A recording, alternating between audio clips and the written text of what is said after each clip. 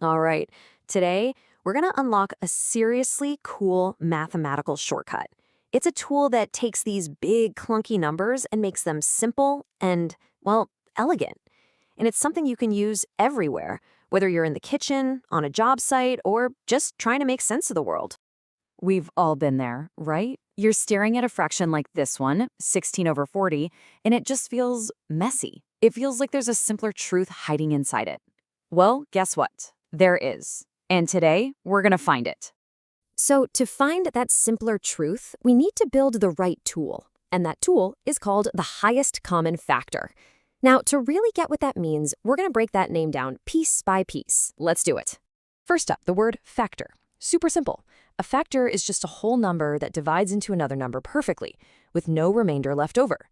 Think about the number 18.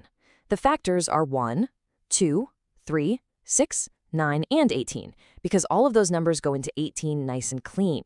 Easy enough? Okay, now let's add the word common. A common factor is just what it sounds like. It's a factor that two or more numbers share. So if we take our number 18 and maybe the number 27, well, they both share the factors 1, 3, and 9. Those are their common factors. And finally, let's put it all together with highest. The highest common factor, or HCF for short, is the biggest number on that shared list. So for 18 and 27, we said the common ones were 1, 3, and 9. The highest one? It's 9. That's it. That's the HCF. So we know what an HCF is, but how do we actually find it when we need it? Let's get practical. Here's a clear, step-by-step process you can use for pretty much any two numbers. Okay, here's the game plan. We'll use 28 and 42 as our example. First move, you're going to lay out every single number that divides into 28. Got it? Then you do the exact same thing for 42. Once you have both of those lists in front of you, the last step is the easiest. You just scan them both and find the single biggest number that shows up on both lists. And here's what that looks like in action. We've got the factors of 28 all lined up, and right below them, the factors for 42. Now, where do they overlap? Let's see. They both have 1, 2, 7, and 14. So which one's the highest of those? You got it, it's 14. That is our HCF. Okay, we've built our tool, we know how to find the HCF.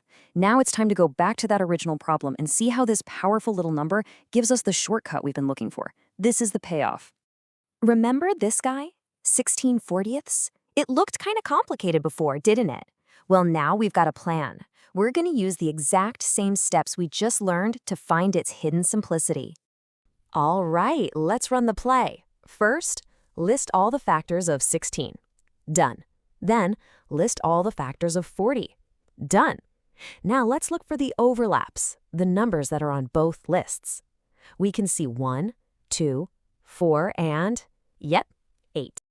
And the highest of all those common factors? It's 8. This number is our HCF. It's the magic key that's going to unlock the simplest, cleanest form of our fraction. And here is where the magic happens. We take our magic number, our HCF, which is 8, and we divide both the top number, that's the numerator, and the bottom number, the denominator, by it. So what does that leave us with? Well, 16 divided by 8 is 2, and 40 divided by 8 is 5. Our big, clunky fraction, 16 over 40, simplifies all the way down to a clean, elegant 2 over 5. How cool is that? That is the power of the HCF. But look, this isn't just some party trick for fractions. Understanding the HCF is about learning to see the relationships between numbers. It's about starting to think like a mathematician. So what's the big takeaway here? It's actually really simple, just like the source material says. You can use a highest common factor to simplify a fraction as much as possible. It is the most direct, most efficient way to get a fraction down to its simplest form, period. And that leaves us with one final thought to chew on.